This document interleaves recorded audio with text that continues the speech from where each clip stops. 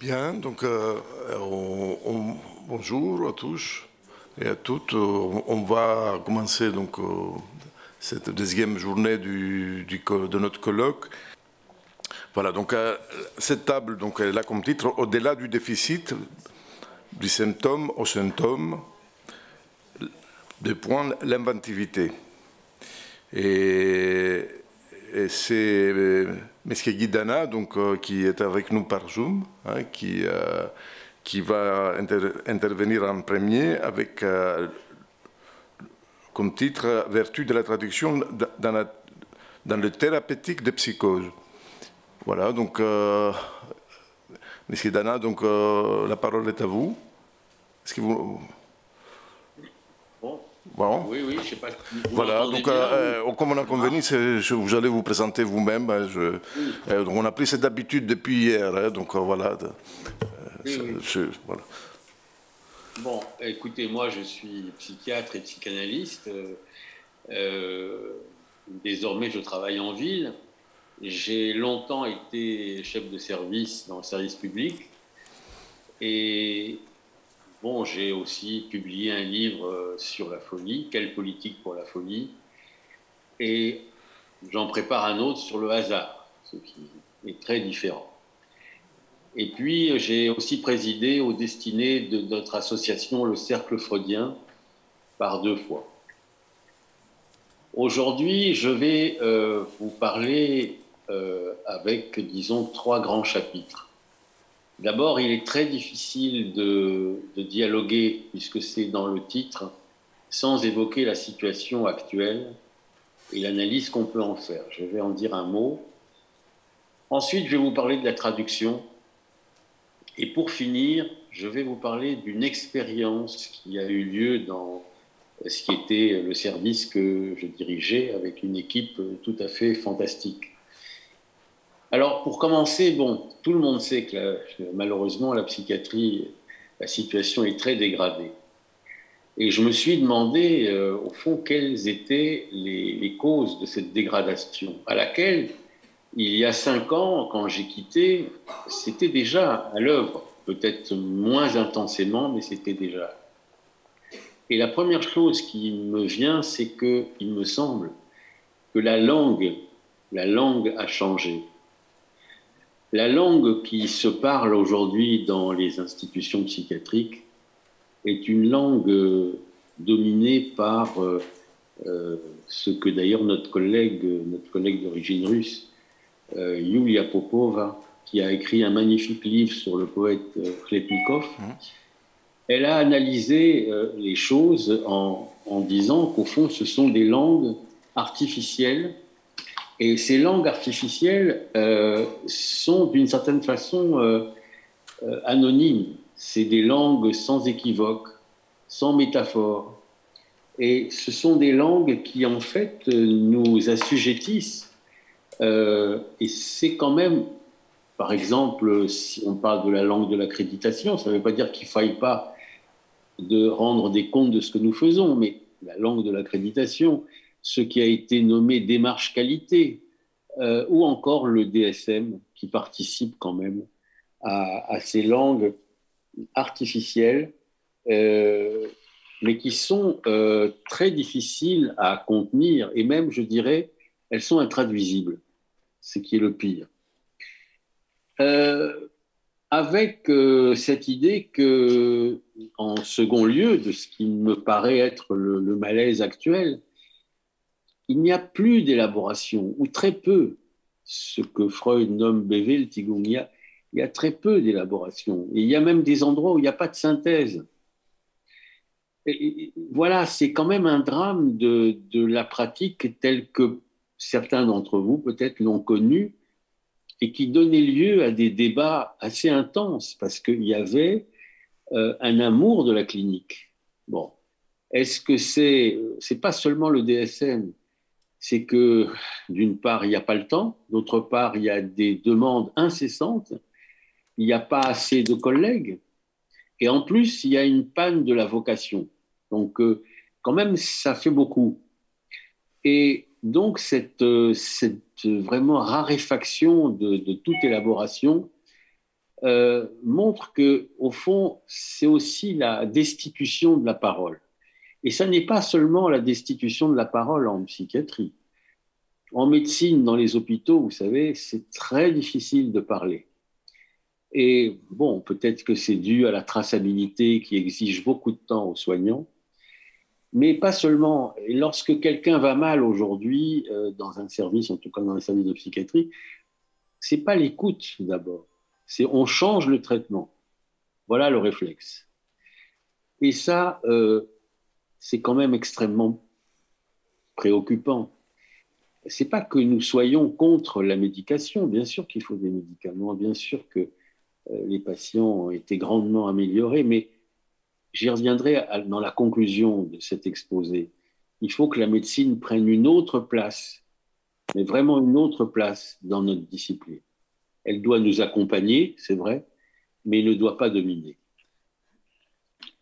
Et voilà, c'est donc ces quatre causes, la langue, l'élaboration, la destitution de la parole, la médicalisation, si vous voulez, une médicalisation à outrance de la psychiatrie qui, de plus, pâtit de ce que la médecine elle-même maintenant met en avant, à savoir le principe de précaution. Alors, qu'est-ce que peuvent faire les psychanalystes dans ce contexte? Eh bien, c'est certainement pas du côté du savoir. Il n'y a rien à avancer du côté du savoir pour les analystes. C'est pas, si vous voulez, du côté d'une sorte de prise de position retranchée qui serait, je dis bien retranchée, qui serait une position du sachant absolu. Non, certainement pas. Moi, je pense que les psychanalystes peuvent aider à deux choses. À veiller à quelque chose de très important, qui est que ne pas faire comme si de rien n'était. C'est-à-dire, les psychanalystes peuvent aider, les psychiatres pourraient le faire bien sûr, à ne pas passer outre. Ce sont des choses fondamentales. Eh bien, je pense que les psychanalystes peuvent aider à ne pas passer outre. Et en ce faisant, vous voyez, la deuxième chose, c'est l'élaboration. C'est fondamental. Mais, vous voyez, ça rejoint la question que Freud pose dans la Selbstdarstellung, la présentation de Freud présentée par lui-même. Et Freud dit qu'il faut un équilibre entre les pulsions de vie et les pulsions de mort. Et vous voyez, aujourd'hui, les services ne sont pas capables d'équilibrer entre pulsions de vie et pulsions de mort, entre créativité et destructivité. Et c'est malheureusement la destructivité qui l'emporte. Ou, comme j'essaye de vous le dire, le déni. Il n'est pas normal que les praticiens, quels qu'ils soient interchangeables. Ça n'est pas normal. C'est ça qu'il faut pointer. Ça n'est pas normal que l'acte soit anonyme. Ça n'est pas normal. Voyez. Et ça, il faut le pointer aussi. Et voilà, je crois, ce que la psychanalyse nous permet d'être vigilant là-dessus. Parce que quand on n'est pas vigilant là-dessus, alors c'est la pulsion de mort qui gagne. Vous savez, c'est comme dans les cures en ville. Une cure analytique, une séance manquée est une séance due. Et si vous passez outre, eh ben, vous introduisez quelque chose qui favorise la pulsion de mort. Oui, voilà. Je ne sais pas si quelqu'un a parlé en même temps. Bon, peu importe. Non. Je continue. Et donc, comment faire pour lutter contre ces langues artificielles? Eh bien, moi, j'ai pensé au multilinguisme institutionnel. J'ai pensé différencier toutes les structures que nous avions à l'époque, et parce qu'aujourd'hui, on réduit les structures. À l'époque, peut-être qu'il y a eu aussi une période très favorable, ou aussi grâce à un directeur qui était compréhensif et très tolérant vis-à-vis justement de ce qui a été dit en intitulé sur l'inventivité. Alors, avec cette différenciation des lieux, et c'est quelque chose vraiment qui a aidé les équipes et les patients vraiment à un devenir et qui étaient porteurs. Bon.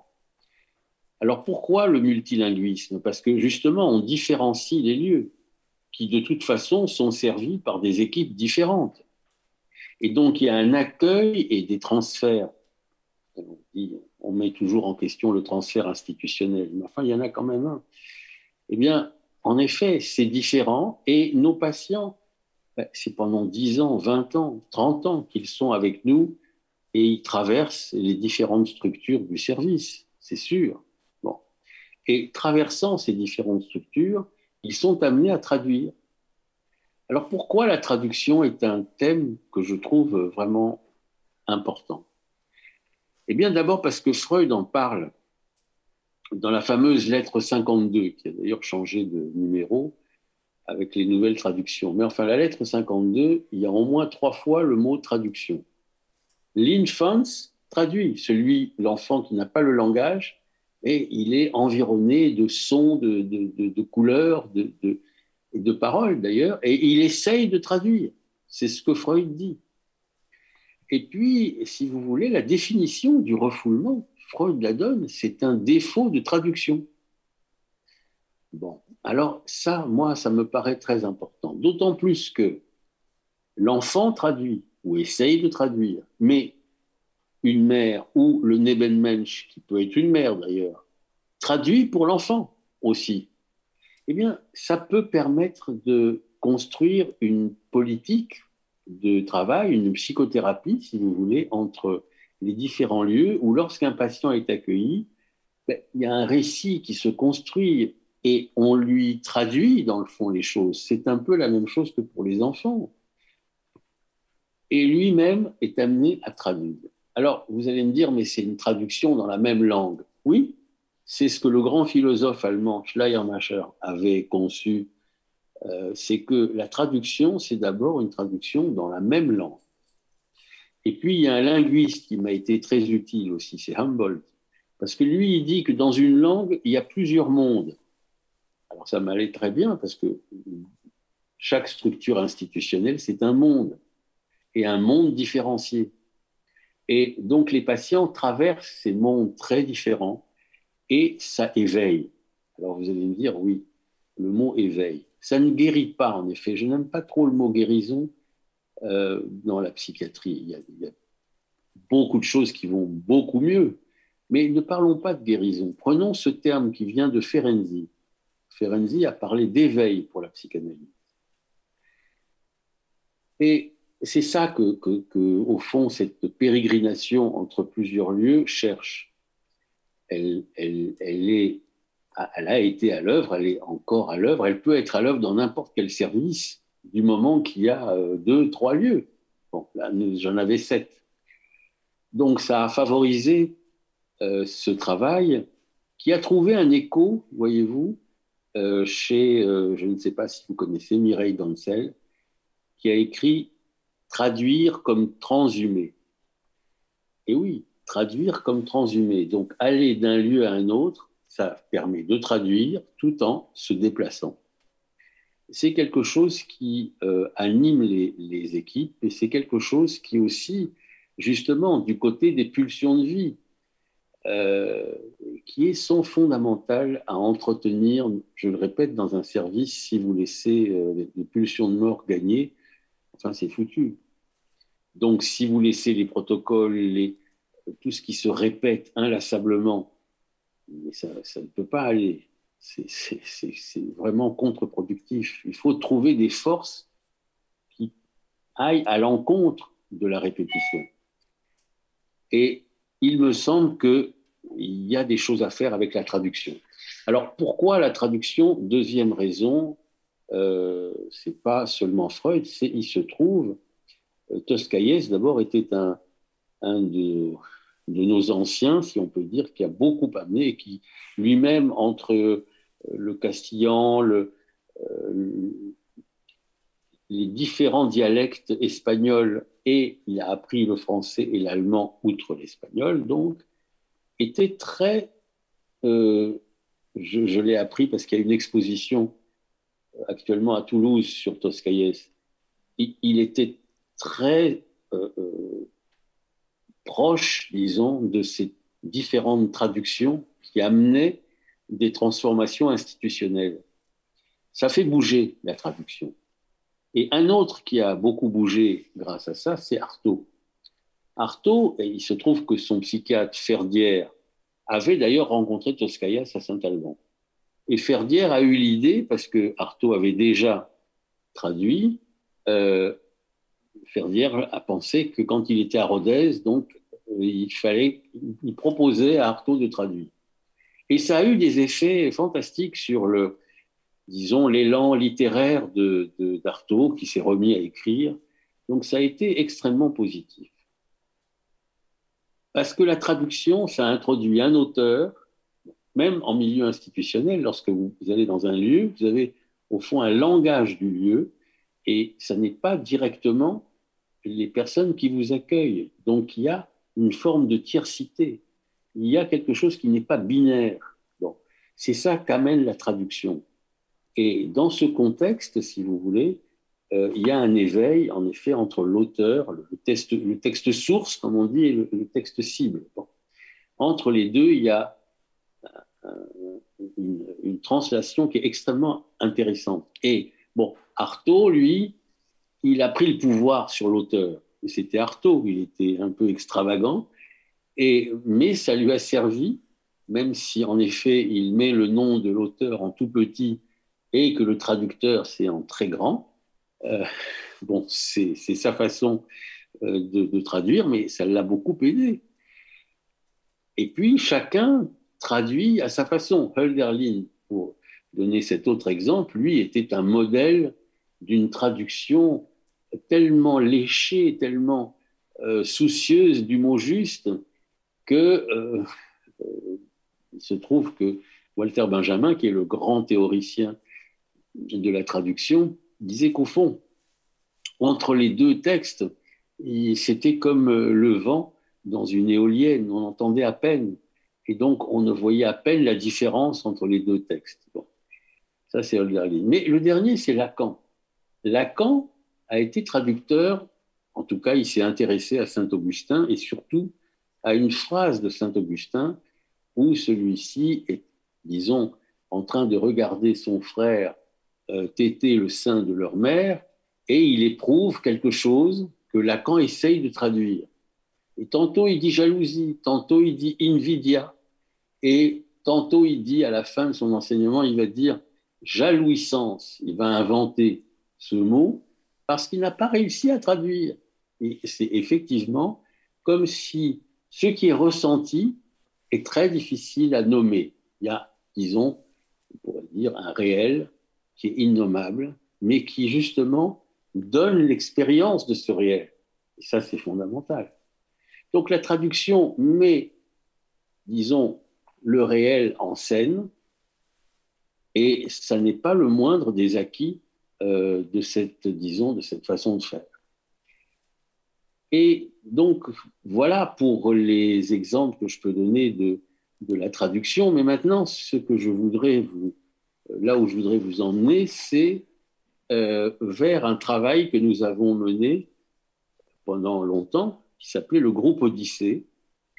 Alors, et ce travail, vous allez voir, est une façon de contrebalancer les effets de la clinique, surtout quand elle est une clinique du DSM réduite, je dirais, à une sorte de nomination où il n'y a pas de reste.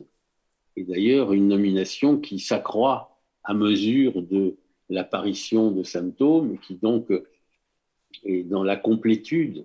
Mais ce que nous avons essayé de faire, c'est que comme il y avait cette pluralité de structures, eh bien, les patients qui allaient de la maison thérapeutique à CATTP, ou encore revenaient à l'unité clinique, ou encore passaient par le centre de crise, ils étaient connus par des équipes différentes.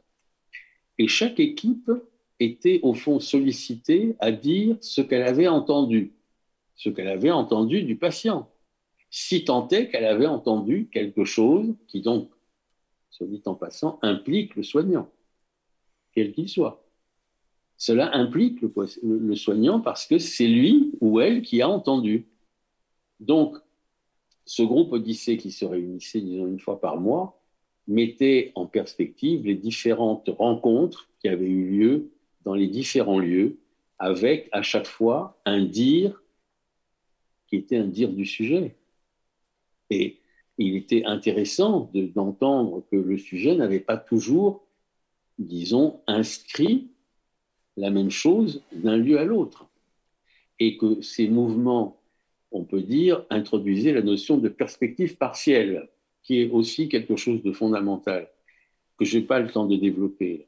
Mais vous voyez que lorsque ça durait quelques heures de travail, mais du coup, on avait une autre idée du patient. On avait une idée proche du sujet.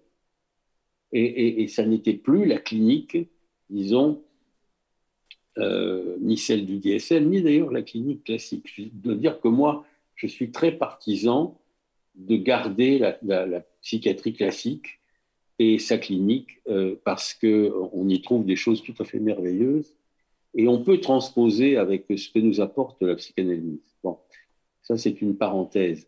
Mais voyez comment ce groupe Odyssée a permis de subvertir la clinique et de faire que c'était moins stigmatisant. C'était au contraire très vivant d'entendre ce que le patient avait dit ici ou là et comment il avait évolué, ou pas d'ailleurs, ou pas.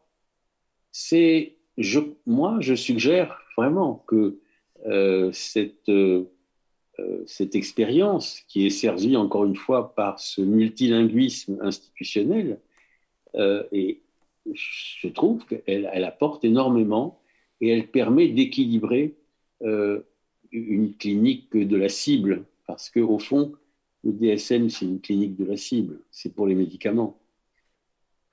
Ça ne suffit pas. C'est même tout à fait étrange qu'on puisse s'en satisfaire. Donc, je crois que ce groupe Odyssée, je le suggère comme un travail possible pour les équipes qui s'y intéressent. Enfin, je voudrais terminer sur où va la psychiatrie. La psychiatrie doit être refondue, mais vraiment, je dirais, c'est un changement de structure. C'est-à-dire de structure, d'enseignement, de structure. La psychiatrie, c'est dit-on, une discipline médicale, mais pas seulement. Ce n'est pas possible de s'en tenir à l'idée d'une discipline sous la férule de la médecine. La médecine nous accompagne, mais elle ne doit pas dominer. Je pense que hier, nous avons entendu des mots de Jean Garabé que Patrick Landman nous a rapportés. Je trouve que ce qu'il dit est très intéressant et que nous devrions nous en inspirer pour élargir la base de ce qu'est la psychiatrie et nous rapprocher aussi du monde de la culture, du monde social. Il n'y a pas que le monde médical. Parce qu'aujourd'hui, la médecine ayant évolué telle que nous le voyons sous nos yeux, ça fait plus de dommages que d'apporter aux patients disons, le bienfait de la médecine. Nous avons besoin d'autre chose. Et je pense que là, c'est le moment de réfléchir tous ensemble à reconditionner ce qu'est la psychiatrie, sa discipline même. Voilà, je vous remercie.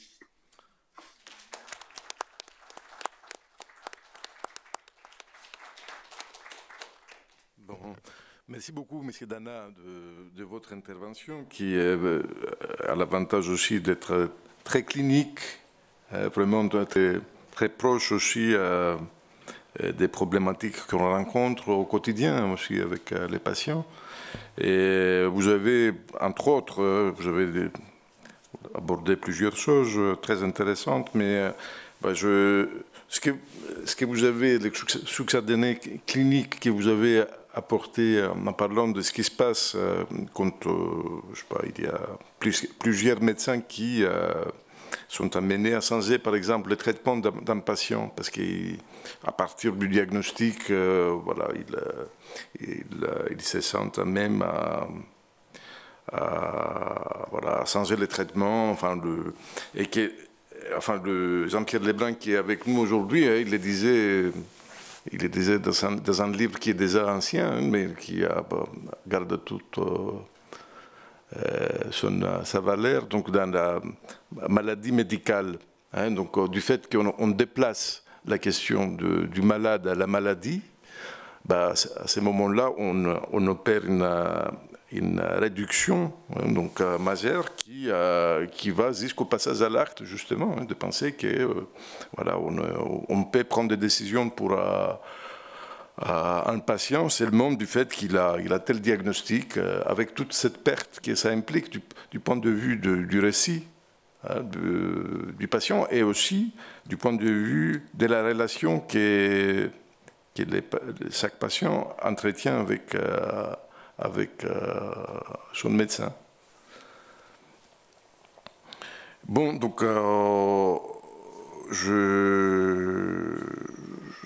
voilà, est-ce qu'il y a des questions donc, de la salle ici ou de la salle virtuelle, hein, donc est-ce qu'il y a des questions, des remarques ouais. Josiane? Oui, bonjour Guidana. Vous m'entendez? Oui, je vous entends très bien. Voilà, oui. J'ai trouvé que vous mettiez en évidence le fait que dans cette pratique du multilinguisme, dans plusieurs endroits, le fait que le sujet est parlé. Il est parlé. Et bon, dans la psychiatrie classique, enfin traditionnelle, on parlait de pratique à plusieurs. C'est-à-dire d'une pratique, oui, où chacun était en lien avec les autres, mais dans des lieux différents. C'est le lieu et le lien. C'est des lieux différents et malgré tout, il y a un lien. D'ailleurs, ça s'appelle de l'un au multiple, notre atelier de ce matin. Et voilà, donc que le sujet est parlé. Et qu'il est aussi et qu'il est représenté. Bon, ça c'était la fameuse phrase de Lacan où le signifiant représente un sujet pour un autre signifiant. C'est-à-dire que le sujet est quand même dans l'intervalle. Dans l'intervalle. Et c'est seulement là qu'on peut le repérer, enfin l'appréhender, le faire advenir. Et donc, vous opposez, oui, une clinique de la cible, qui quand même qui donne une représentation assez agressive, à une clinique de l'écart, du discord, c'est-à-dire un espace,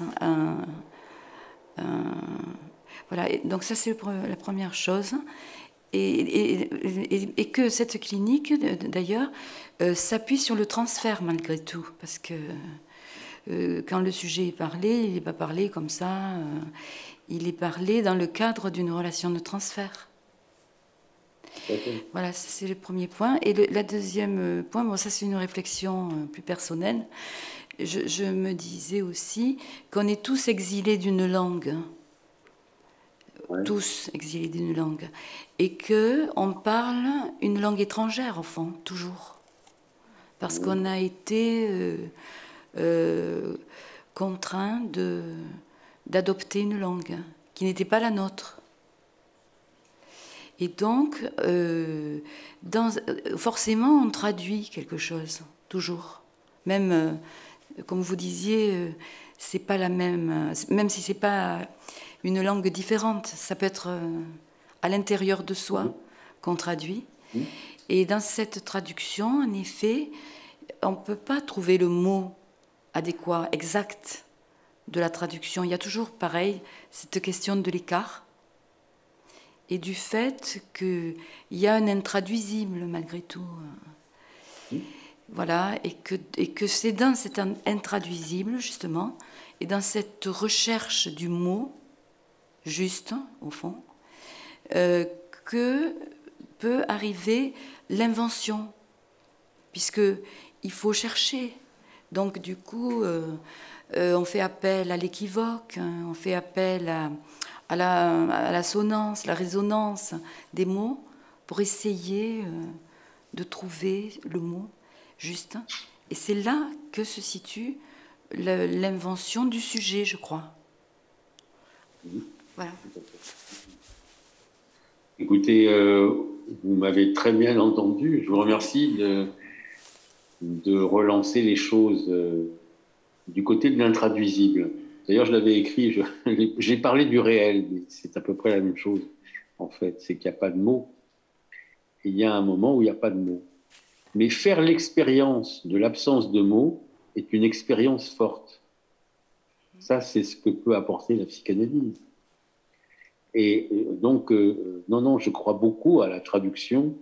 Alors, vous dites qu'on est toujours en exil d'une langue, mais c'est vrai. Mais en même temps, ce qui est arrivé en psychiatrie, c'est une langue intraduisible, c'est une langue artificielle. Et c'est une langue avec laquelle les équipes ont beaucoup de mal, parce qu'elle est destructive. Et donc, il faut déconstruire et reconstruire.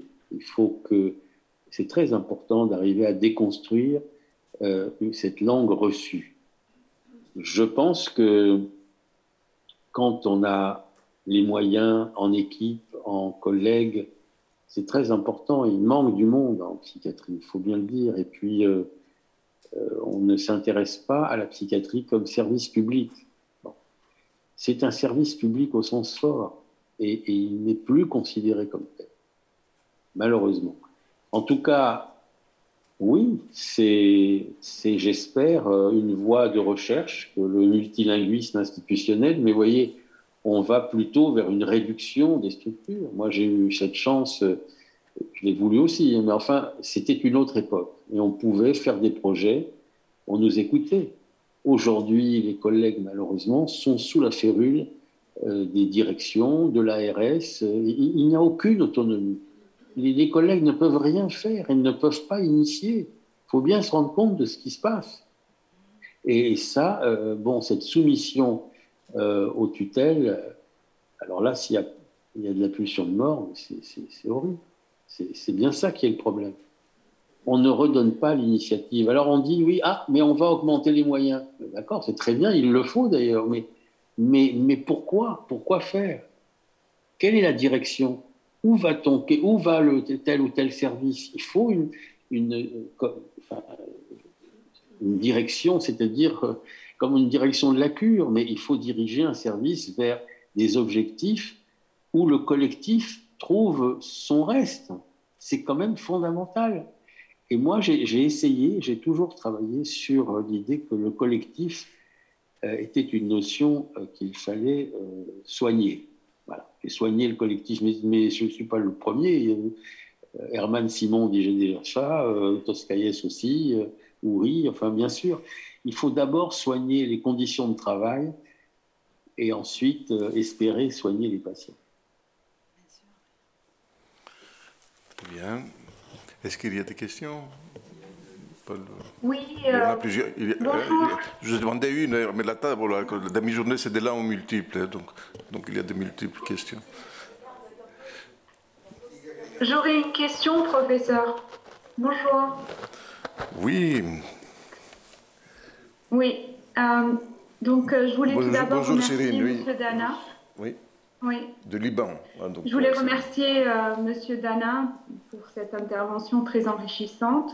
Et pendant que vous interveniez, tout le temps, je pensais à ces patients qui sont hospitalisés pour une durée prolongée et qui en fait s'accrochent au lieu institutionnel et qui expriment d'ailleurs à chaque fois qu'il y a une approche vers la sortie, vers une sortie vers la société, ils expriment quand même une peur et beaucoup d'inquiétude.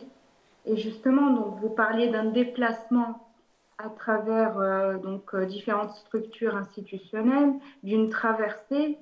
Et moi, je m'interrogeais par rapport à ces patients qui, justement, ne sont pas en déplacement, qui sont plutôt accrochés, qui s'agrippent même au lieu institutionnel. Ouais. Je ne sais pas ce que vous en pensez. Ah ben oui. Mais il y a toujours, vous savez, l'idée du bénéfice secondaire du symptôme. On pourrait dire, mais ce n'est pas seulement ça, c'est que malheureusement, il faut initier quelque chose pour qu'il se déplace. Ça dépend de nous. Et pour initier quelque chose, il faut arriver à rendre attractives les structures qui sont les nôtres. Bon. Et puis avoir une variété de, comme on dit, de prise en charge. Par exemple, moi, j'utilisais, je vais vous dire un truc, j'utilisais la notion d'hôpital de jour.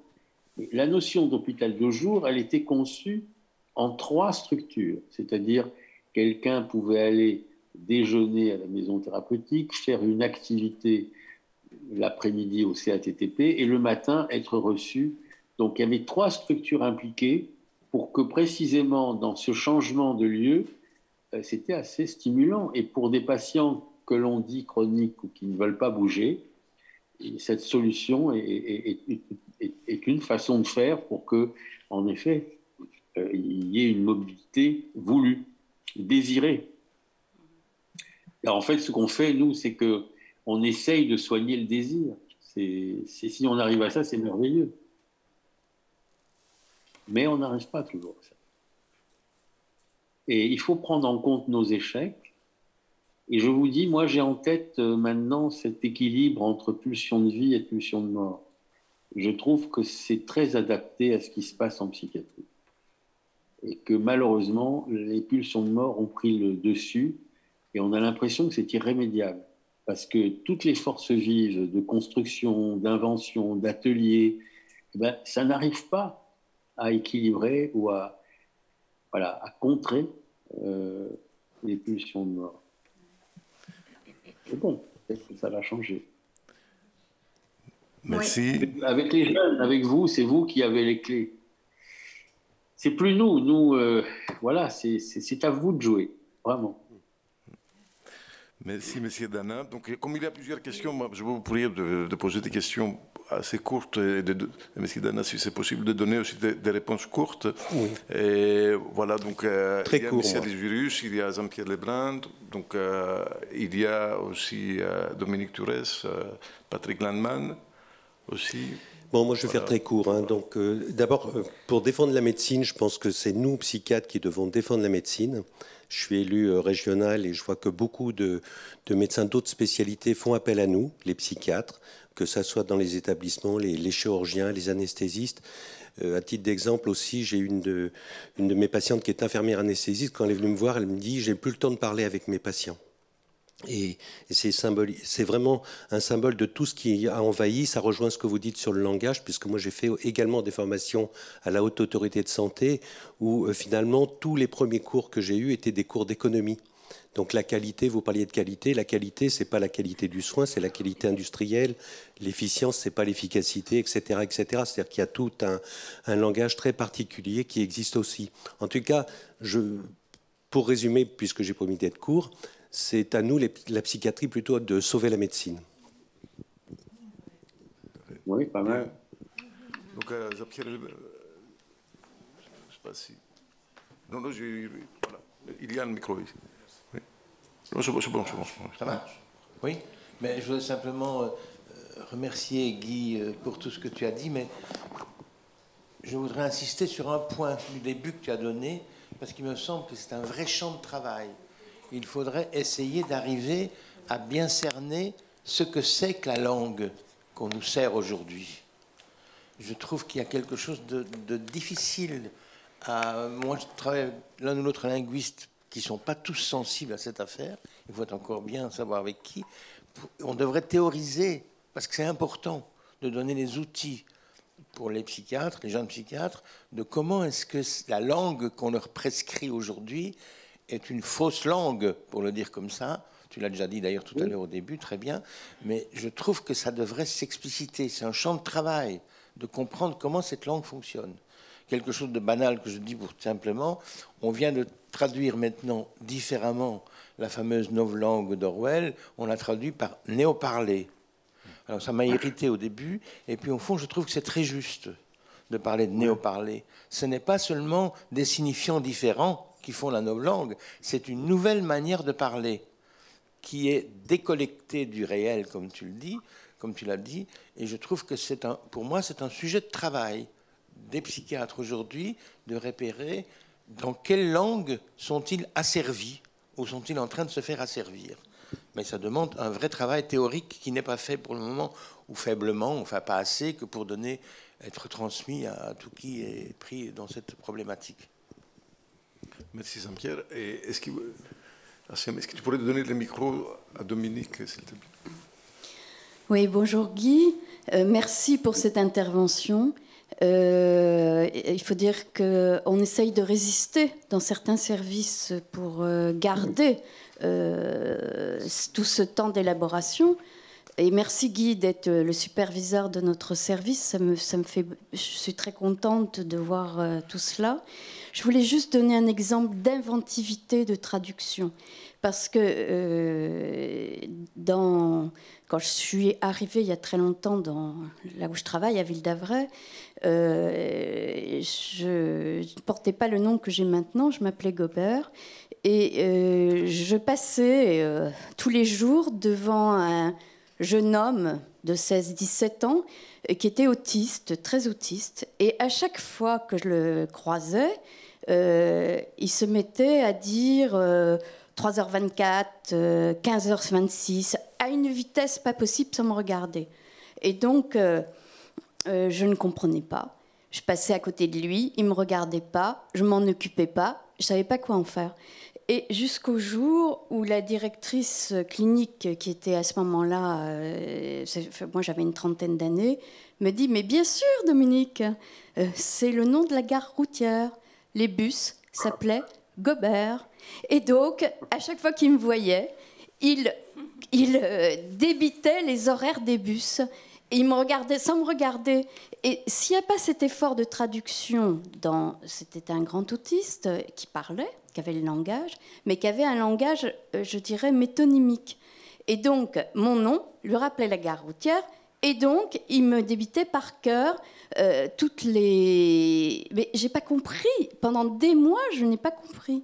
Donc, ce que je veux dire, c'est que l'effort de traduction, c'est aussi entre le langage métonymique et le langage métaphorique que nous avons. C'est pas seulement...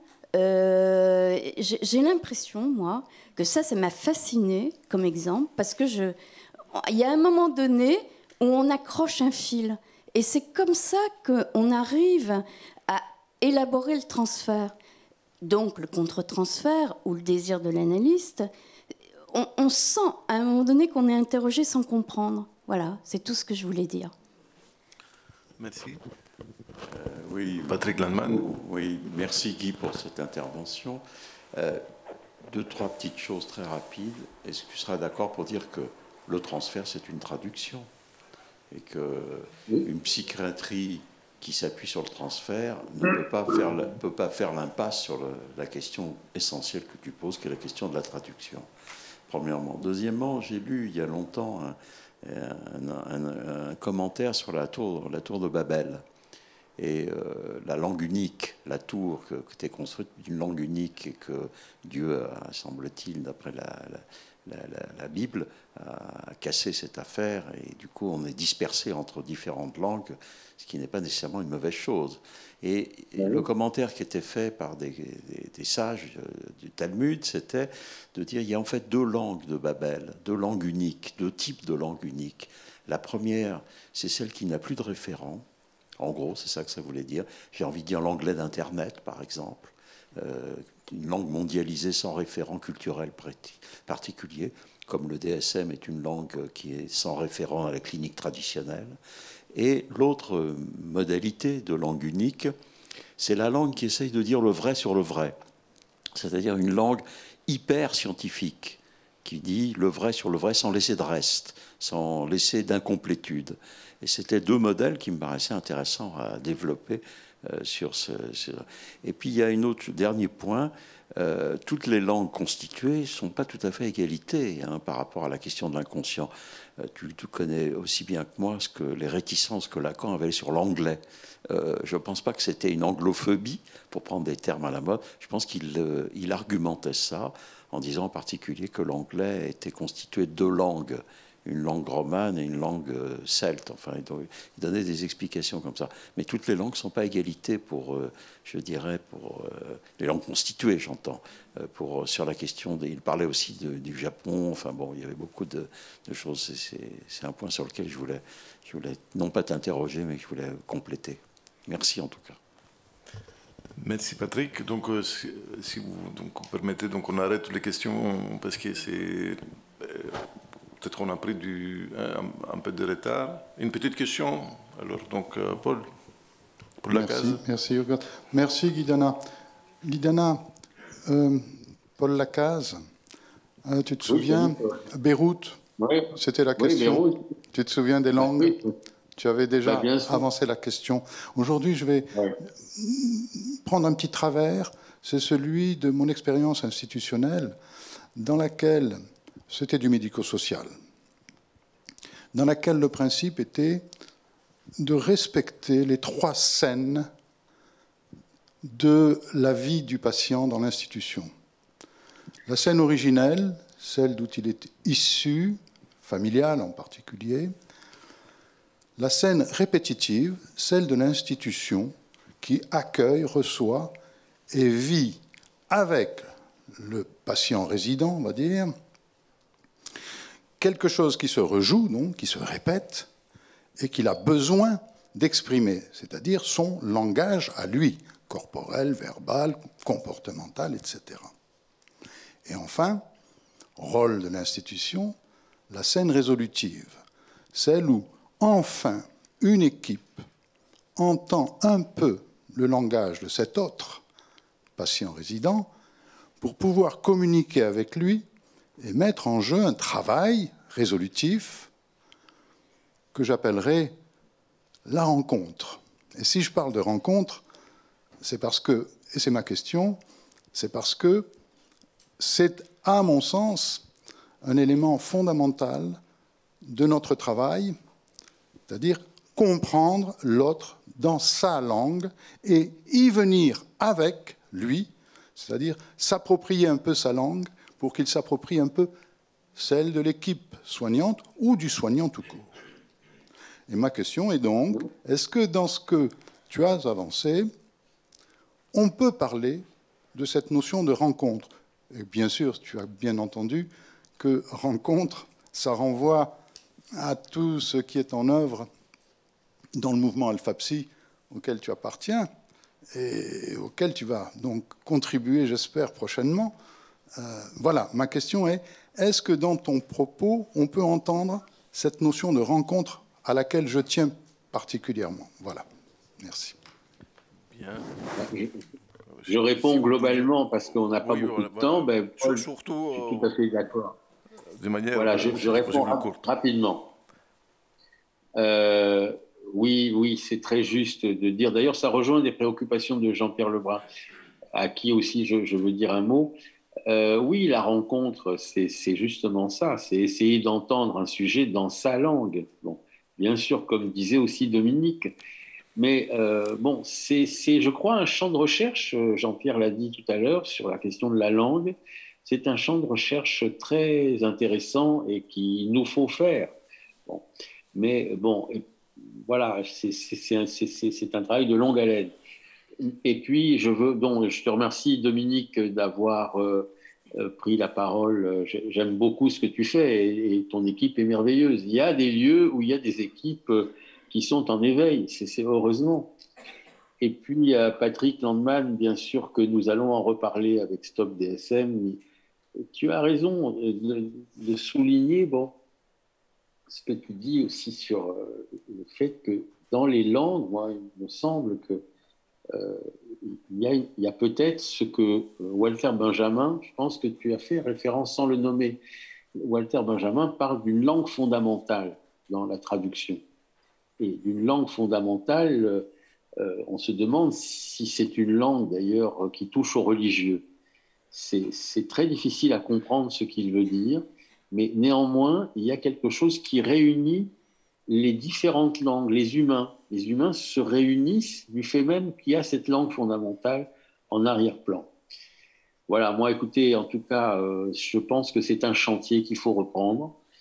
Et je vous remercie de vos remarques et notations. Merci.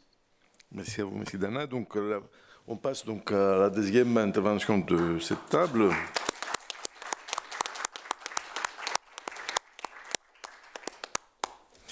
Et donc, c'est Josiane Vidal qui interviendra avec comme titre « Un nouveau statut du symptôme, l'invention d'un style ». Donc, la parole est à toi, Josiane. Donc, je me présente, je suis psychiatre, pédopsychiatre et psychanalyste à Montpellier. Et donc, j'ai aussi travaillé longtemps comme médecin attaché et où j'ai pratiqué la psychiatrie de secteur. C'était quand même entre les années 78 et 93, comme ça. Voilà, donc un nouveau statut du symptôme, l'invention d'un style. Alors, le symptôme fait partie de nos repères cliniques communs, puisque nous sommes là tous à dialoguer entre psychiatres, psychologues et psychanalystes. Il est notre dénominateur commun, notre boussole à tous. Il est là au départ de toute prise en charge et nous le trouvons aussi à la fin et tout aussi important. Il oriente le diagnostic et permet d'apprécier l'évolution clinique du sujet et sa position subjective.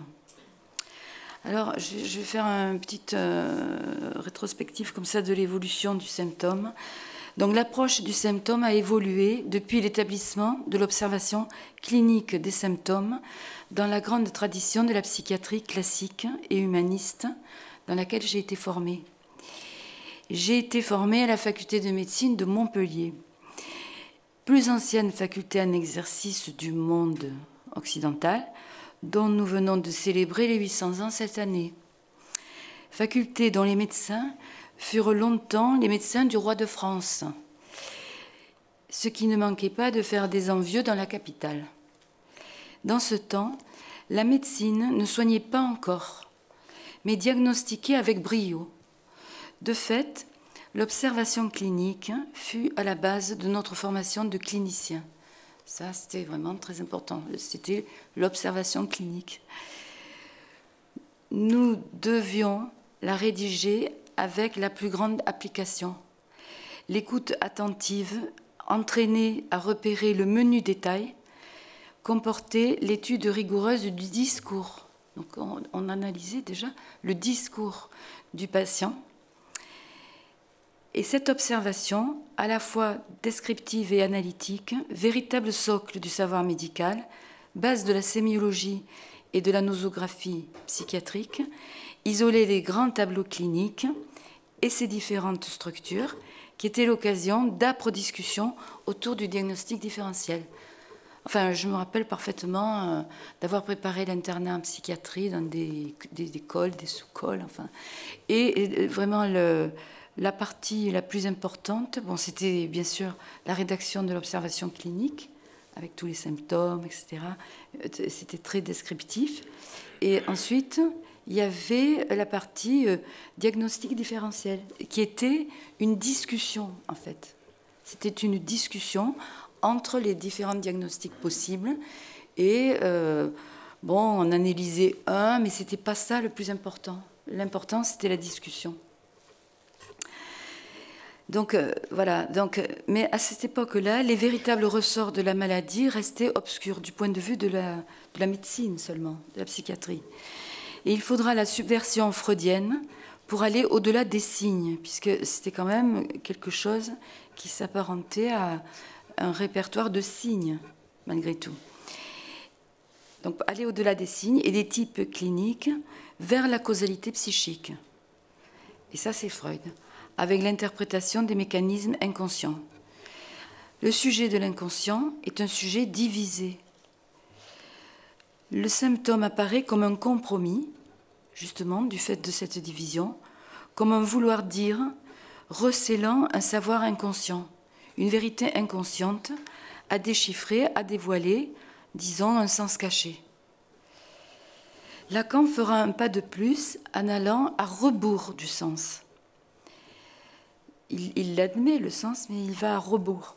le symptôme devient symptôme, qu'il écrit S-I-N-T-H-O-M. Et à cet égard, il reprend en réalité l'ancienne écriture du symptôme qui date du XVe siècle. On appelait le symptôme n'existait pas encore. La première acception, c'était le symptôme, comme l'a écrit Lacan. Donc ce n'est pas un néologisme, c'est un signifiant qui existait déjà. Et donc, le symptôme se présente comme un nouvel aménagement du sujet dans un rapport non plus à un savoir déjà là, mais plutôt à un savoir-y-faire avec le réel du symptôme, qui supporte la jouissance du sujet. Ça, c'est l'apport de Lacan. Et c'est là qu'en tant que psychanalyste, nous aurons à savoir y faire avec le réel. L'inconscient lacanien devient un par-l'être, traversé de jouissance, pour reprendre ce coup-ci le néologisme inventé par Lacan. La question du corps et de son éprouvé énigmatique passe au premier plan. Le sujet est habité par une altérité foncière qui prend la forme parfois d'un impossible à supporter. C'est là qu'on reçoit la demande. C'est là que réside l'énigme du sexuel qui dépasse la différence des sexes, autrement dit, l'énigme du pulsionnel. L'inconscient, c'est que l'être, en parlant, jouisse, déclare Jacques Lacan. La psychanalyse, précisément, opère depuis ce lien entre le corps et le sujet parlant. Donc le corps arrive là, dans l'installation. La fonction du symptôme, comme nouage de la parole et de la jouissance, va tenir lieu de solution pour le sujet parlant. C'est la raison pour laquelle il ne disparaît pas, mais au contraire va servir au sujet pour traiter la jouissance qui le singularise. Le symptôme n'est plus dans cette perspective une formation à éliminer, mais bien une fonction à préserver pour garder une part précieuse du vivant, comme disait M. Dana, disponible pour le sujet. Le symptôme n'est plus conçu comme trouble, disharmonie, déficit, handicap, comme on le disait hier, qu'il conviendrait de classer, ranger, ordonner, aux fins de l'évaluer ou de le quantifier. Il ne se pense pas non plus en termes de morbidité qui demanderait réparation ou prise en charge médicamenteuse, même si cela ne l'exclut pas, ou encore une rééducation de ce qui ne va pas dans l'ordre supposé du monde.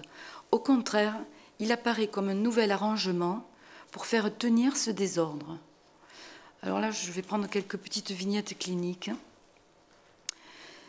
Par rapport à la prise en charge médicamenteuse, par exemple, unique, la prise en charge unique. Je pense par exemple à la médicalisation par Ritaline des enfants hyperactifs étiquetés TDAH, que j'ai vu arriver en veux-tu en voilà à mon cabinet il y a quelques années, maintenant il y en a un peu moins, sans prise en compte du sujet, au point que j'ai vu un enfant arriver un jour en me disant « Je suis un TDAH ». Voilà. C'était sa marque, son identité, je suis un TDAH. Et cet autre adolescent, traité par Ritaline pendant des années, qui me décrivait son état quand il était sous Ritaline, disait-il. Il se sentait soumis, pétrifié, par une sorte de captation de l'attention. C'est censé soigner les troubles d'attention, hein. Et là, il se sentait capté. Et son attention se fixait sur les objets sans qu'il puisse s'en détacher. Véritable camisole chimique qui l'immobilisait et le mortifiait, comme disait M. Dana tout à l'heure. Donc c'est vraiment une lutte entre les forces de la pulsion de mort et celle de la pulsion de vie. In fine, adolescent, et c'est pour ça qu'ils étaient venus me voir, il était devenu dépendant aux drogues dures. Alors là, on mettra aussi l'accent, du côté des psychoses, sur le rôle éminent occupé par le délire, qui vient illustrer cette fonction vitale du symptôme. C'est vraiment paradigmatique dans la psychose. Le sujet n'ayant pas l'appui d'un discours, il trouve dans le délire une véritable solution, une construction inédite pour pallier au désordre du monde. Le délire lui tient lieu d'explication du monde. S'il y a lieu parfois de le tempérer ou de le contenir par des neuroleptiques, l'accompagner dans sa construction est nécessaire et vital pour lui. Le risque est grand à vouloir l'annuler, le délire, de priver le patient de ses ressources et de le contraindre au passage à l'acte, au décrochage total ou au déchaînement dans le transfert. Il existe au cœur de la structure, chez tout sujet, un « il n'y a pas ». Tout à l'heure, dans mon dialogue là avec M. Dana, c'était ça. Il n'y a pas, il y a de l'intraduisible. De fait, un vide impossible à résorber que recouvre le symptôme. Le symptôme vient justement recouvrir cela.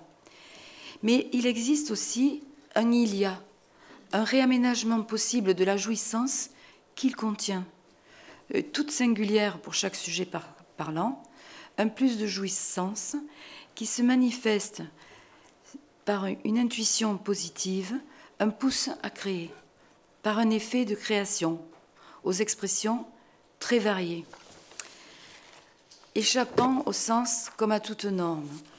Lacan parlait, c'est page 66 des écrits, il parlait de points limite où l'enveloppe formelle du symptôme se rebrousse en effet de création, disait-il. Ce sera pour nous une clinique très riche, une clinique du cas par cas, offrant une multiplicité de solutions. Si le symptôme, via le symptôme, se situe dans un rapport du sujet à la parole et à la jouissance qui est incluse, c'est bien à partir de l'adresse du sujet parlant à l'autre du transfert que quelque chose pourra se déployer et éventuellement bouger. Qu'est-ce que le sujet parlant pour nous, psychanalystes? Eh bien, il est avant tout un sujet parlé, ce qui veut dire que la parole ne se réduit pas à une vérité factuelle ou une anamnèse. Il s'agit pour nous, psychanalystes, de le brancher sur sa propre parole. Depuis là où il est parlé et où il a été parlé, de le mettre en lien avec ce qu'il a de plus intime en lui, de plus singulier et en même temps de plus étranger, c'est-à-dire avec le point énigmatique d'où il s'origine, ce point où le sujet a été percuté par le langage, alors même qu'il n'était pas encore là. C'est Pascal Quignard qui parle de ça. Il dit nous venons d'une scène où nous n'étions pas. Et pourtant, nous venons de là. Ce point où le sujet a été percuté par le langage, parce que ça parlait autour de lui, va le marquer à jamais et déterminer son destin. Toute la difficulté sera de lui permettre de faire un pas de côté pour infléchir un destin prédéterminé, justement, vers ce que mon amie Francine Bédoc, malheureusement disparue aujourd'hui, appelait sa destinée, à savoir un mouvement dialectique, un passage vers une autre position, non plus mortifiée, sous la bannière d'un destin ou d'un signifiant tout tracé, déjà écrit, le fatum, tu es ceci, tu es cela, mais vers une position subjective, plus ouverte sur le désir, et décidée à sortir de l'impuissance, de son inhibition, de son embarras, de tout ce pourquoi les patients consultent, pour accéder à son propre impossible et par là, justement, aller vers de nouveaux possibles. C'est parce qu'on accède à cette notion de l'impossible qu'on peut aller vers de nouveaux possibles. Et comment on s'y prend? À partir du transfert qui prend une place centrale dans la cure et surtout de son maniement. Le transfert sera le lieu et le lien qui va opérer dans l'expérience du rapport à l'autre du discours. Mais un autre comment? Quel est cet autre qui va intervenir dans le transfert? C'est un autre qui se détache du discours courant, un autre moins dégradant, moins menaçant, plus docile. En fait, un autre moins consistant. Un autre qui va opérer à un certain niveau de moindre densité du rapport à la parole, comme disait Lacan. Ni un tribunal qui cherche à faire avouer, ni un expert qui cherche à prouver, plutôt un autre qui ne cherche pas à mesurer l'écart avec la norme, à rendre plus conforme, à donner des gages à une théorie, mais qui permettent au sujet d'accéder à sa propre altérité. Bon, enfin, ça, on a entendu, il y a la demande des parents d'enfants, ils disaient ça. C'est le désir de l'analyste, porté par le discours analytique, d'obtenir sa différence absolue, comme le dit Lacan à la fin du séminaire 11. C'est vraiment la fin du séminaire 11. Voilà. Oui. Alors, encore quelques vignettes. J'ai accompagné un patient diagnostiqué schizophrène, arrivé avec cette étiquette du malade mental et qui s'est trouvé plus tard, après un long travail sur la langue, une nomination à sa mesure. Diamantal, disait-il, pour se qualifier lui-même. Véritable ciseleur du cristal de la langue, il en a fait une œuvre picturale de grande ampleur. Ou bien tel patient autiste, fantôme de chiffon, tel qu'il s'était présenté enfant au début du transfert, en amenant un château fantôme. Il avait fabriqué un château en carton avec un chiffon prisonnier à l'intérieur. Et je l'ai accompagné durant toutes ces années et aidé à sortir de son retrait, à créer un lien entre son corps et le corps de l'autre par l'intermédiaire d'un chat qui était là dans la consultation, puis de l'ordinateur, accompagné à apprendre à sa demande, justement, parce qu'il a réussi son bac avec mention et suit actuellement des études informatiques pour s'orienter vers la création de logiciels, à sa demande aussi. Et il m'a dit récemment que pour lui, la création de ces logiciels, c'était une façon de donner un sens au monde. Voilà, c'est pour dire que c'était pas contraint. Il n'a pas été contraint à faire ça. Il l'a choisi. C'est le cas de cette jeune autiste aussi, dont la presse s'est fait l'écho. C'est Babouyek qui a écrit Rouge de soie, parce qu'elle ignore les complications codées d'être née dans la norme. Déclarée inapte par l'institution médico-sociale où elle se trouvait, elle se sent prisonnière comme dans un bocal. Elle en témoigne dans son livre. Je cours contre l'idée de la perte d'identité individuelle au bénéfice de l'identité collective. C'est l'un, le multiple. En clair, être soi-même et non une identité manufacturée dans la chaîne de l'identité sociale. Bon, je passe. Ça fait lien social pour elle, elle est devenue écrivain. Manier le transfert, donc, se tenir prêt à accueillir justement le hors-norme du discours du patient, son désordre structural, pour privilégier un discours qui promeut les coupures et non les ruptures, qui préfère le battement à la fixité et facilite la permutation des discours, ce qu'on disait tout à l'heure. Un changement de discours où peut s'apercevoir dans un bref instant un fragment de vérité, toujours incomplète bien sûr, et à partir de bouts de savoir, de bribes, de chutes, à agencer et à réagencer, quelque chose de la singularité du sujet pourra s'inscrire néanmoins et constituer un nouvel arrangement. Alors c'est plus ou moins élaboré, plus ou moins précaire, suivant les possibilités du sujet. Mais ce sera toujours la marque de son identité, une identité détachée des identifications. C'est une marque, en fait, qui fera signe de ce que il s'arrange d'une autre façon avec la pulsion, être sa propre manière d'être, non pas être en accord avec soi-même. Puisqu'on dit toujours, souvent dans toutes les thérapies, bien-être, etc., on parle d'être en accord avec soi-même. Mais on ne peut jamais être en accord avec soi-même, puisqu'il y a toujours une part de nous-mêmes qui nous échappe. Mais être en accord avec une manière, un style d'être. Il me vient en écho cette phrase de Camus qui disait « Qu'est-ce que le bonheur, sinon le simple accord entre un être et l'existence qu'il mène ?» L'invention d'un style, donc, Alors, enfin, je passe. Hein. Donc, pour ma part, en tout cas, je travaille en libéral maintenant. Et ça concerne la plupart du temps un travail qui est réalisé sur un temps long. Voilà, ça c'est sûr, c'est un temps long, qui permet de déplier un temps logique, un temps subjectif. Donc, Jacques-Alain Miller, par exemple, avait déployé les 3 temps logiques. C'est l'instant de voir, le temps pour comprendre, donc il y a bien un temps pour comprendre, et un moment de conclure.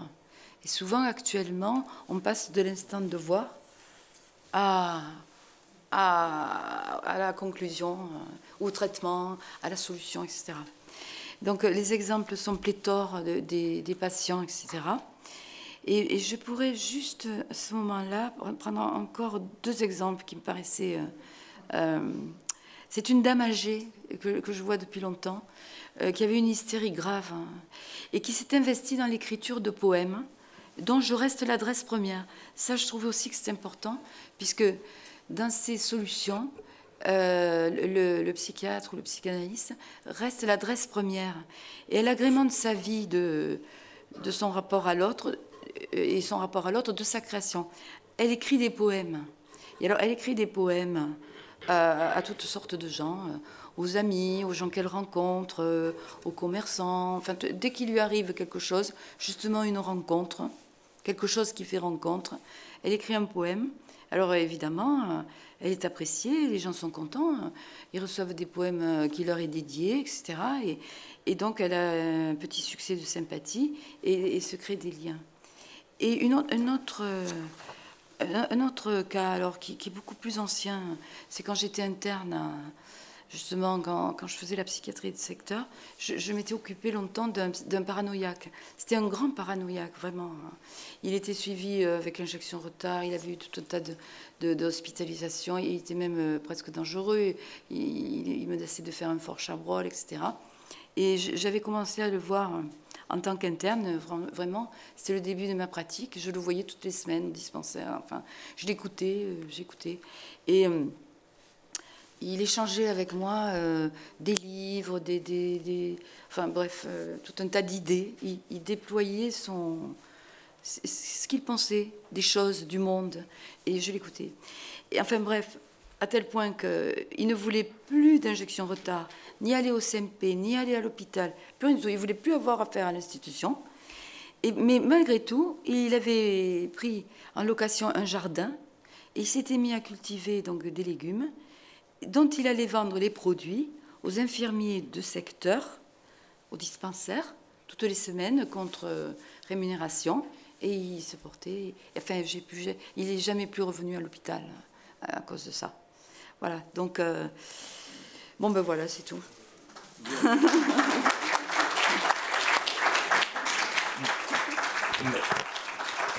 Merci beaucoup, Josiane. Désolé d'avoir insisté sur la conclusion. Donc, mais, voilà, il faudrait effectivement qu'on garde les temps, parce qu'on doit quitter cet amphithéâtre aujourd'hui à 18h30.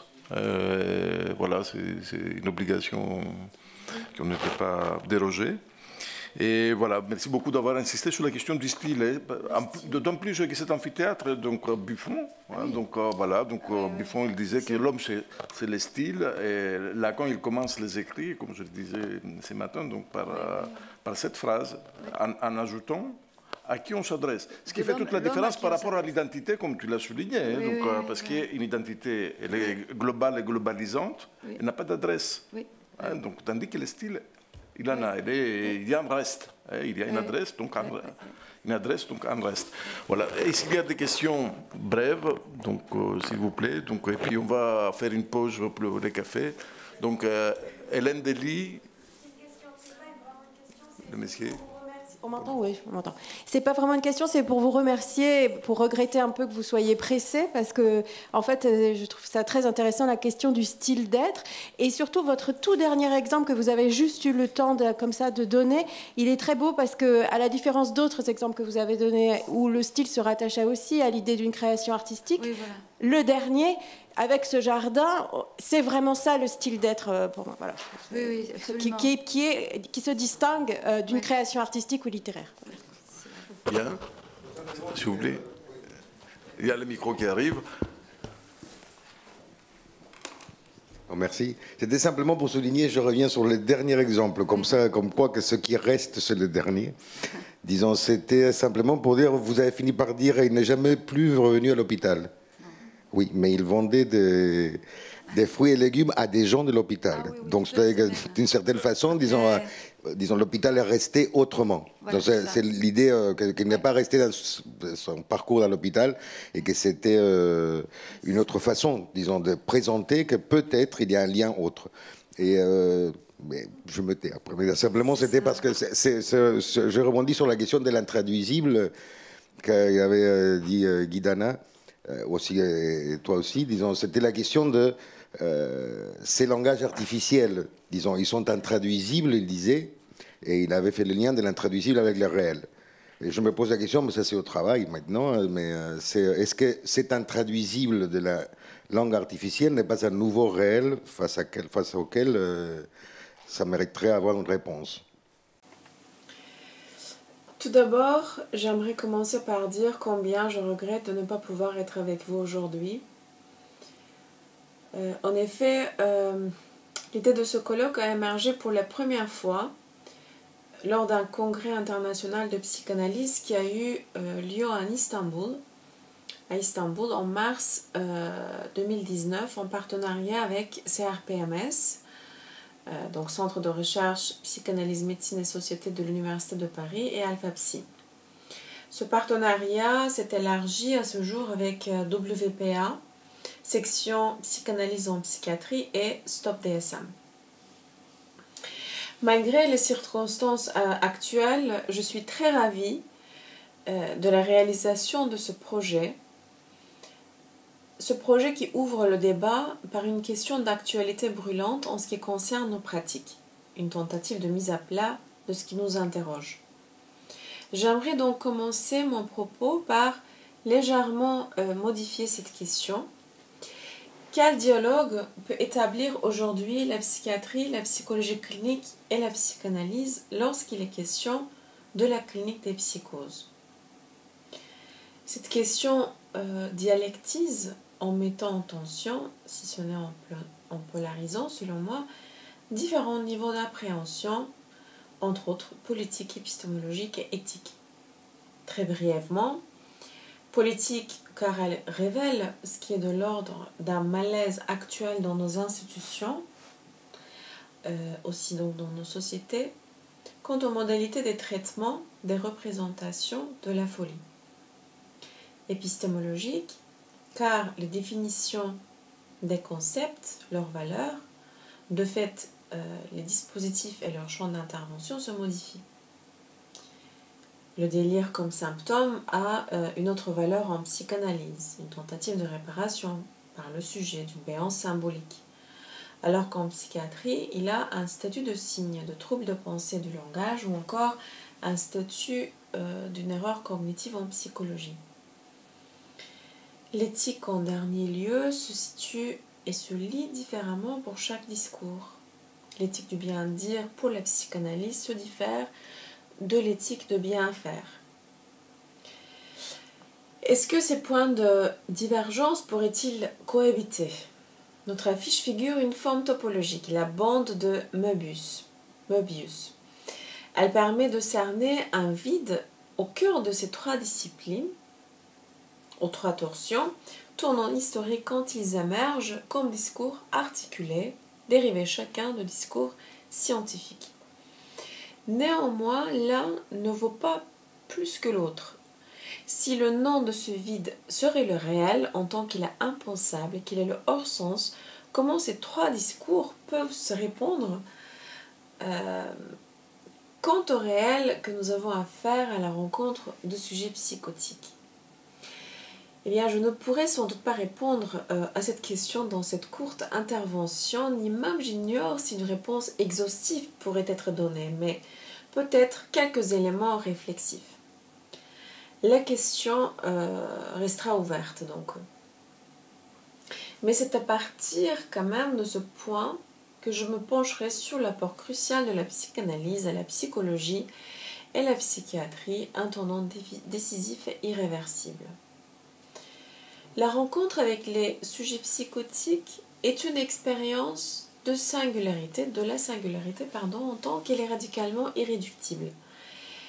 Et cela, quel que soit le dispositif et le cadre de cette rencontre.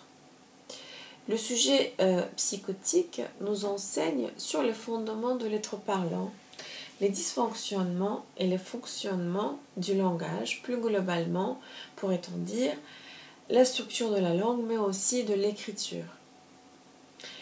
Lors de ma formation en psychologie clinique, l'un des textes qui m'a beaucoup orientée a été celui de Lacan intitulé « Petit discours au psychiatre ». Il s'agit donc d'une conférence qu'il donne en 10 novembre 1967 à l'hôpital Sainte-Anne. Et donc lors de cette conférence, il note que le désir de comprendre ses malades est ce qui est de l'ordre d'une erreur de principe, un malentendu. La compréhension au sens de l'empathie suppose, dit-il, je le cite, que l'autre ne deviendrait transparent à la façon naïve dont nous nous croyons transparents en nous-mêmes. Ne serait-ce que pour ceci que justement la psychanalyse, ça consiste à découvrir que nous ne sommes pas transparents en nous-mêmes. Alors pourquoi est-ce que les autres ne le deviendraient ? Fin de citation. En effet, c'est dans le registre de non-compréhension, de non-sens, qu'il y a une possibilité d'invention pour la psychanalyse. Et c'est peut-être aussi sur ce point-là qu'elle peut être une boussole pour les deux autres disciplines. La psychanalyse considère le délire comme une solution du sujet, une tentative de guérison, dit Freud, et non dans son versant du déficit.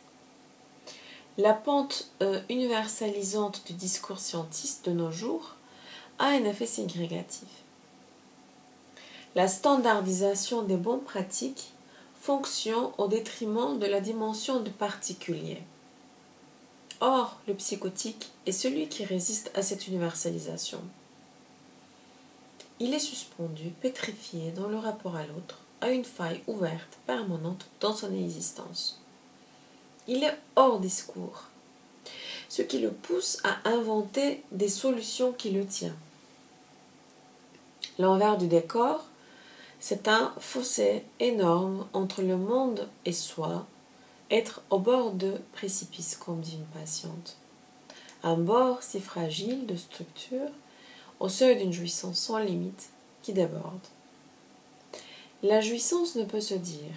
Là où le sujet de l'inconscient répond par son fantasme, le sujet psychotique répondra par son délire. Dans un texte intitulé « Le délire est une invention », Jacques-Alain Miller remarquera que c'est l'enseignement de Lacan qui nous permet de formuler que le délire est un discours articulé. Le délire est une invention dans le registre du sens.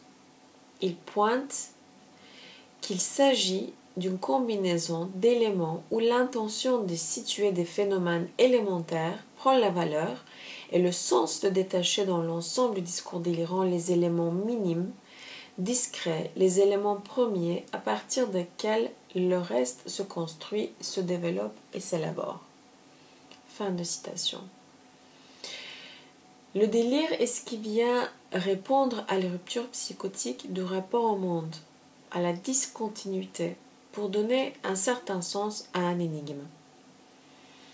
À un énigme comme un phénomène qui fait éruption, face auquel le sujet reste perplexe, qui n'est pas au niveau de la signification. Donc, en ce sens, le délire serait une invention d'une nouvelle signification. Ce rapport à l'inventivité chez le sujet psychotique est d'abord repéré par Freud. Il épingle les grandes lignes de son approche de la paranoïa à la lecture de l'écrit autobiographique du président Schreiber, Mémoire d'un névropathe. C'est à partir de ce point-là que s'articule, selon moi, l'inventivité et l'écriture. D'ailleurs, Freud, lecteur de Schreber, frappé par la façon dont il théorise son délire, évoquera à Jung dans une lettre le merveilleux Schreber que l'on aurait dû faire professeur de psychiatrie et directeur d'asile. Cependant, Lacan, dans son séminaire consacré aux psychoses, soulignera le manque de dimension poétique chez Schreber. Il n'est pas poète, mais l'écrivain, dit Lacan. Schreber ne nous introduit pas à une dimension nouvelle de l'expérience. Il y a poésie, chaque fois qu'un écrit nous introduit à un monde autre que le nôtre, et nous donnons la présence d'un être, d'un certain rapport fondamental, le fait de devenir aussi bien le nôtre. La poésie est création d'un sujet assumant un nouvel ordre de relations symboliques au monde. Il n'y a rien de tout cela dans les mémoires de Schreber. Fin de citation. Dans ces questions préliminaires à tout traitement possible de la psychose, Lacan situe par ailleurs dans l'écriture le délire de Schreber comme une élaboration qui lui a permis de passer de la persécution, et en l'occurrence, donc dans son cas, de la persécution par Dieu, à la position de forme de Dieu, grâce à quoi sa réalité se stabilise et le rapport imaginaire à l'autre devient tolérable. La solution que Schreber trouve et invente dans l'écriture a une fonction de traiter sa psychose, lui permettant un nouage avec le monde en faisant exister une adresse. Elle témoigne de son expérience psychotique. Freud lira dans cette nécessité de l'écriture chez Schreber une réappropriation à sa façon du système représentationnel qui, au premier abord, rejetait et non refoulait. Par ailleurs, cette différenciation fine entre création et invention repérée par Lacan est incontournable dans la clinique. Notamment, elle donne une orientation dans la cure. Lacan dirait dans le séminaire 3, donc consacré aux psychoses, que nous ne sommes pas à nous positionner du côté de sens, mais il faudrait cerner le moment de la rupture, avec l'émergence du hors-sens. Ce moment de déclenchement où une solution se défait, ne supplée plus la réalité du sujet psychotique. La cure aura donc comme orientation de restaurer cette solution, ou une autre, comme la trouvaille de sujet. Et comme la trouvaille de sujet avec lui. Lacan signalera qu'à travers, d'ailleurs son fameux cas aimé, que l'écriture dévoile le fonctionnement propre au sujet psychotique. En effet, il est dans le langage, mais il n'est pas un sujet divisé dans la parole. En ce sens, l'écriture pourrait venir faire support à la parole, lui permettant un appui d'élaboration. Un jeune patient schizophrène ferait usage progressivement de l'écriture comme une solution plus vivable pour lui, apaisant son angoisse diffuse avec une pacification de son rapport à l'autre menaçant. Ce bricolage découle de son grand besoin que ses pensées deviennent des phrases pour pouvoir les ordonner, et qui dit ordonner ses pensées dit pouvoir s'en détacher, mettre à distance cette trop de jouissance dans la langue qui l'encombre. Il tente ainsi de faire consister un discours. L'écriture sera une tentative trouvaille dans le transfert. Un nouveau bricolage afin de transformer un champ d'expérience inquiétant, qu'est le champ sexuel, qui nécessite la rencontre avec l'altérité d'ailleurs, en un champ plus compréhensible. En ce sens, il élabore, passant par l'écriture, un déploiement dialectique de ce choix. Cette solution lui donne la possibilité de construction d'une identité prothèse qui l'ouvre à une reconnaissance dans le social. C'est dans l'écriture qu'il cherche à soustraire une réparation où commencent à émerger ses propres mots. Écrire avec ses propres mots, passer d'un texte à l'autre, lui permet de se sauver de lui-même. Faute de pouvoir écrire le rapport sexuel, il pense en écrivant. Le sujet psychotique est soumis à une jouissance sans limite. Il est parlé, possédé par le langage. Il est stagnant par rapport à la dimension dialectique de la parole. En référence à Jacques Bory, je le cite, « Ce trop-plein de réel de la langue l'emporte, le désarime. La langue peut aussi bien être un abri qu'une menace, voire une intrusion. Elle est autant une réserve infinie de sens que de hors-sens radical. » Fin de citation. Il me semble que l'écriture pourrait marquer la trace de cette jouissance à distancier, à déposer là où la parole est discréditée de ses possibilités de capitonner métaphoriquement. Quelle autre fonction pourrait avoir l'écriture en psychanalyse? L'écriture, quant à Joyce, prend une dimension d'invention symptomatique. Symptôme est dans le sens d'une pousse à créer, qui aboutit parfois à des hautes et complexes élaborations, art, sciences, etc., qui ont une fonction de suppléance, comme le définit Fabien Oulak. Cela me fait penser à un auteur turc, Said Faik, qui littéralement nomme l'écriture comme sa suppléance. « Je serais devenu fou si je n'avais pas écrit », dit-il. Le fou ici, vous pouvez l'entendre dans le sens de délirant. Il aurait écrit pour ne pas délirer, pourrait-on dire. Lacan, lecteur de Joyce, pose cette question si oui ou non Joyce était fou. Nous n'avons pas sa parole comme Said Faik, mais seulement son écrit. Un écrit qui touche au réel. De là, la réponse de l'analyste sera, à travers le symptôme, une autre façon d'écrire le symptôme, une suppléance contre le dénouement de la réalité tenant lieu de son ego. Il y découvre, donc l'analyste, une autre fonction de l'écriture pour le sujet, une suppléance forgée du savoir-faire de l'artiste.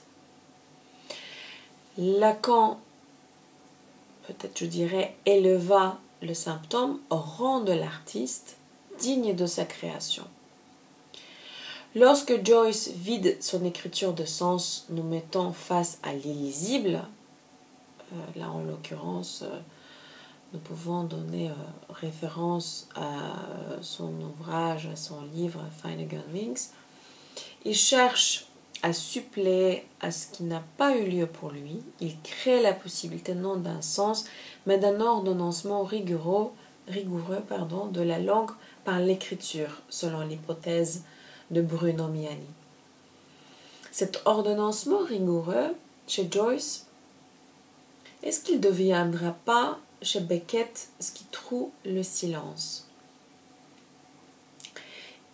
Il dit par rapport à son travail que son travail, je le cite, est un corps de sons fondamentaux.